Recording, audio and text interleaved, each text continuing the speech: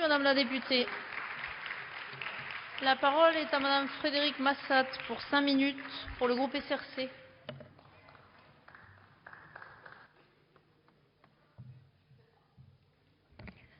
Madame la Présidente, Madame la Ministre, Monsieur le rapporteur, mes chers collègues, présentée à la va-vite et sans réelle concertation comme l'ultime solution permettant d'apporter des réponses à la crise du logement en France, la loi du 20 mars 2012 se caractérise avant tout par son inefficacité et par la remise en cause du travail des élus à travers leurs documents d'urbanisme.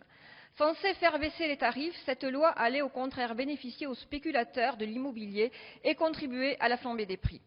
Appliquer uniformément sur l'ensemble de notre territoire une majoration automatique des droits à construire, c'est méconnaître les réalités locales et occulter le travail méthodique concerté des élus sur un projet de territoire qui demande plusieurs mois, voire des années, avant de se concrétiser en plan local d'urbanisme. Il est en effet contradictoire d'inciter les communes à se doter de documents d'urbanisme pour déterminer les meilleures règles d'aménagement de leur territoire et imposer ensuite un cadre législatif s'imposant à tous et modifiant en profondeur l'équilibre des documents qu'ils ont élaborés.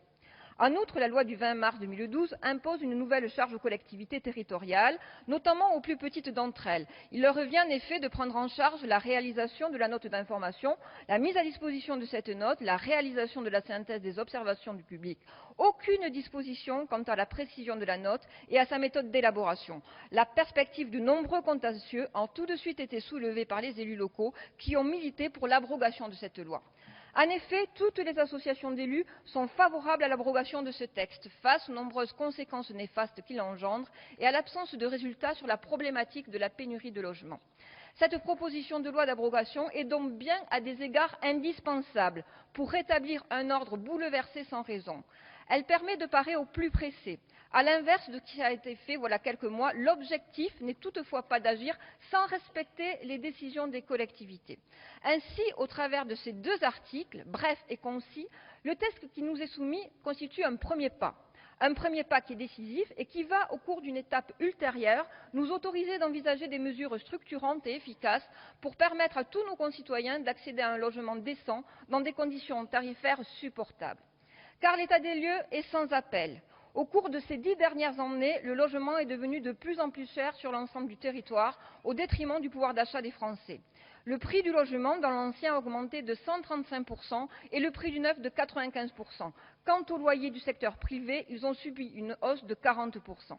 Par ailleurs, élu d'un territoire rural, je souhaiterais rappeler que si les problématiques auxquelles nous sommes confrontés ne sont pas identiques à celles rencontrées dans les villes, elles nécessitent toutefois une attention particulière, car il n'existe pas de territoire sans enjeu en la matière.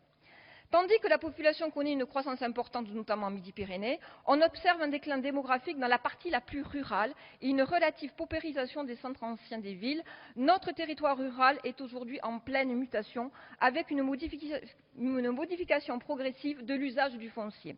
On assiste à la création de nouvelles zones résidentielles, périurbaines, et le développement de l'habitat diffus dans les villages et les hameaux.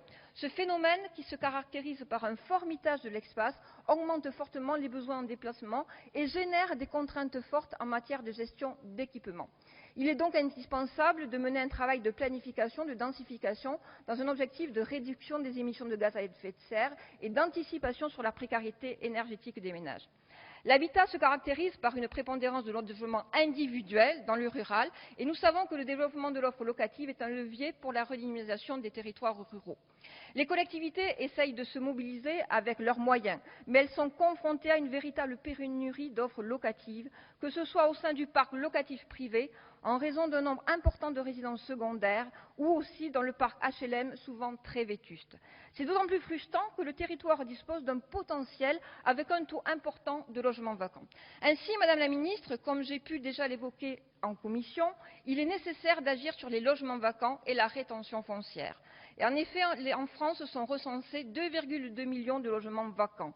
Parfois vétustes ou insalubres, ils sont quasiment abandonnés par leurs propriétaires pour des raisons diverses, mais manquent cruellement sur le marché du logement locatif ou en accession à la propriété.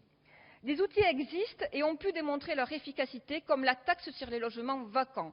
Mais ces outils ne sont pas applicables à tous les territoires, d'où la nécessité d'élargir les dispositifs et d'alourdir le cadre financier qui n'est parfois pas assez dissuasif. Comme vous le savez, Madame la Ministre, Quels que soient les territoires, personne n'échappe aux difficultés du logement et au mal logement. Et si aujourd'hui, avec l'abrogation de la loi sur les droits à construire, nous préparons le terrain à la construction d'une véritable politique du logement, nous savons que le chantier est important et prioritaire et que nous serons à vos côtés pour vous accompagner et donner à nos concitoyens les moyens de se loger dignement.